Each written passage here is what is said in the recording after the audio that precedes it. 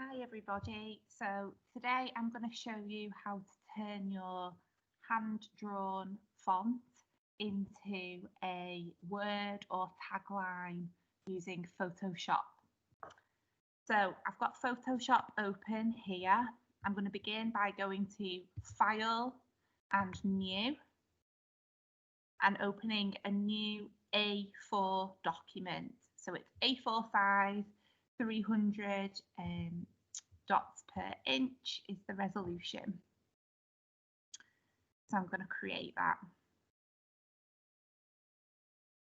And I'm going to rotate my canvas to make it landscape rather than portrait. And I'm going to use the paint bucket tool to fill my canvas with a bright colour. Doesn't matter what colour, mine's red. You'll understand why I've done this in a moment. So now I'm ready to bring in my font, which I have previously taken a photograph of and uploaded to my computer. So I'm just going to drag that onto the canvas from my desktop. So it's prepared here on my desktop. It's called Hannah's Font, and I'm just going to click on that and drag it onto my canvas. Wait for it to load up. There it is, super. So I'm now going to hit the return button to lock that in. Now, I just took a picture of this font that I drew by hand on my mobile phone, so it's not the best quality picture. In fact, the whites are quite greyish and the blacks are also quite greyish.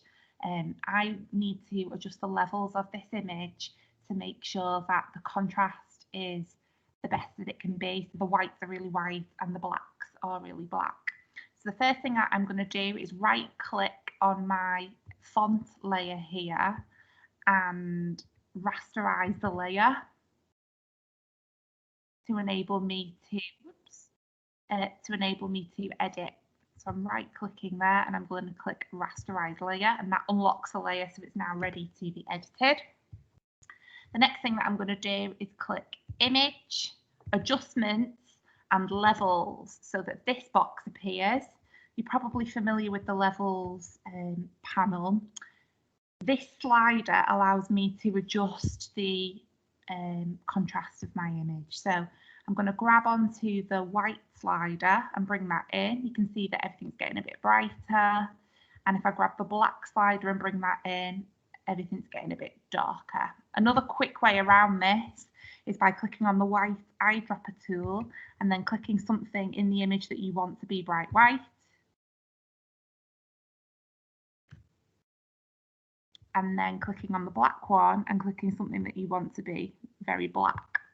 So sometimes that works and other times you're better just relying on your sliders to remove the colour, which is what I'm going to do here. So I'm just going to tweak that, get it to a point that I'm happy with. This is a really important part of the process to make the contrast as strong as you can. And then I'm going to press OK to secure that. Okay, so the next thing that I need to do is choose my magic wand tool, and I'm going to click in the white area around my text because I want to actually delete the paper, if you like, the piece of paper that the font's drawn on, so that I'm left with just the outlines of the letters. I'm going to click on here and then I'm going to hit delete. Now you can see why I've changed the background of my canvas to a red colour, because I can see that actually all of these white negative spaces inside the letters and inside the inside bits are still there. And if my canvas had been left white, I wouldn't have been able to spot those areas. So I'm just going to zoom in and use my magic wand to pick up all of those inside bits.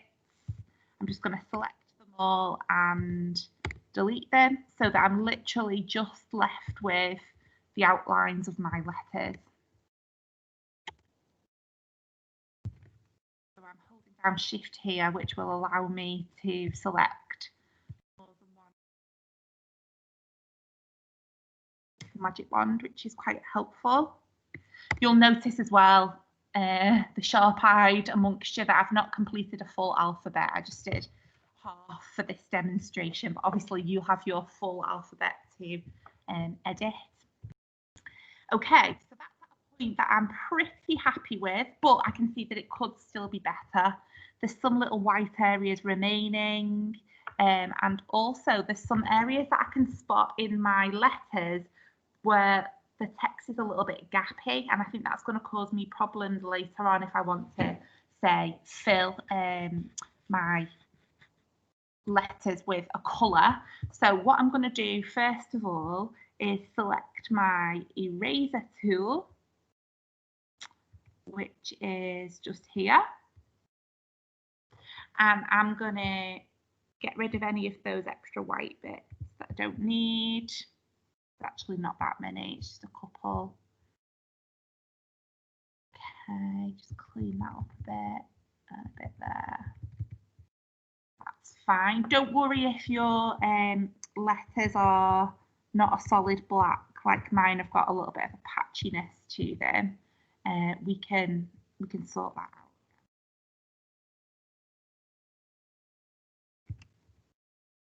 A bit more here. Just get rid of that. So to sort out these patchy letters and get them to a nice solid black, I'm actually going to go back into my levels panel, image adjustments, levels, and I'm going to pick up this black eyedropper again, and I'm going to click on these letters that I want to be fully black, and instantly that looks a lot better, doesn't it? So if I keep clicking on those, the blacker it's going to become. Okay. Okay, that's much better, especially when we zoom out. You can see that looks still not perfect. So what I'm going to do now is choose my brush tool, which is just here, and I'm going to make my brush tip nice and small, so maybe just a couple of pixels. That's a good size, 7 pixels. And I'm going to make my brush black, and then I'm just going to patch over any areas like this where it's still looking a bit dodgy. Okay. I'm just going to go through each letter individually to make sure that it's looking the best that it can. Obviously, the more time that you spend on this, the better the overall look of your letters will be. But also, you know, these are minute details, so don't worry too much about them. The most important thing at this stage is to identify any areas like this where you can find a gap in your letter. That's going to stop me in the future. If I want to flood this letter with a different colour, I won't be able to because there's a gap there. So I'm going to use my brush tool just to close that gap. So then I know that if I want this letter to be filled with colour, the colour's not going to escape out of that gap and leak into the background. So I'm going to go through each letter to make sure that they're all, no gaps like this, all filled in. Okay.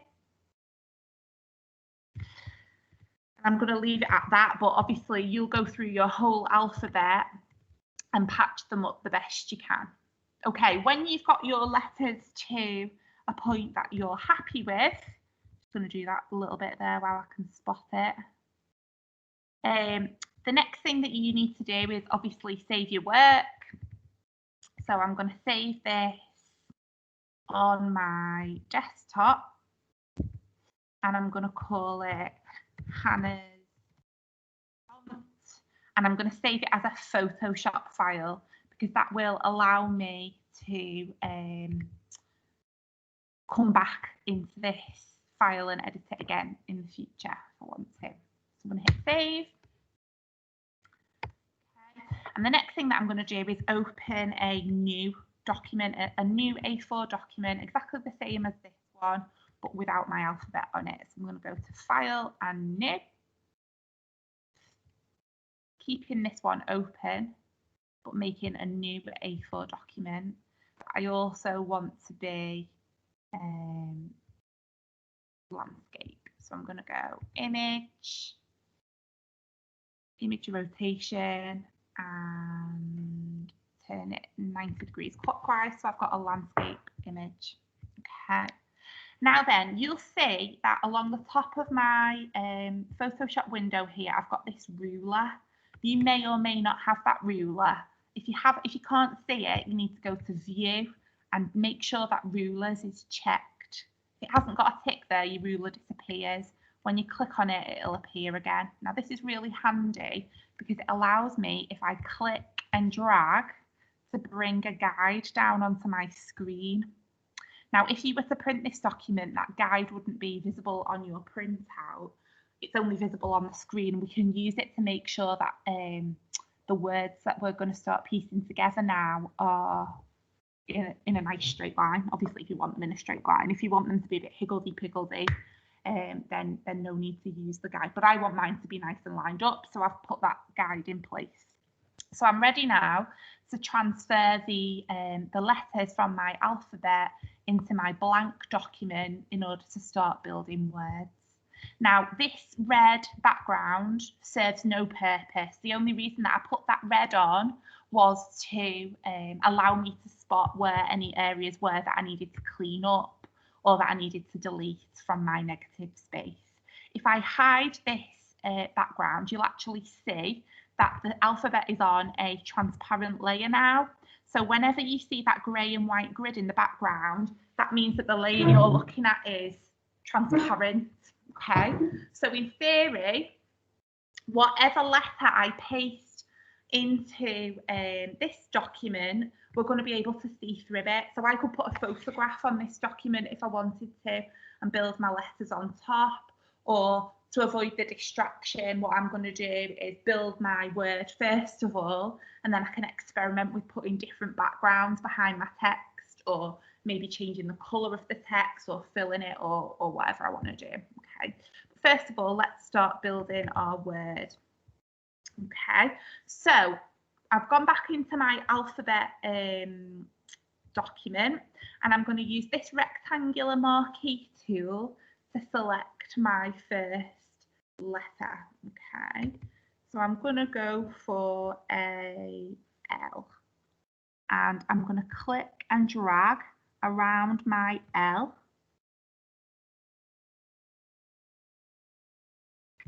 until I've got it all selected, and then I'm going to edit and copy. Then I'm going on to my new document, my blank document.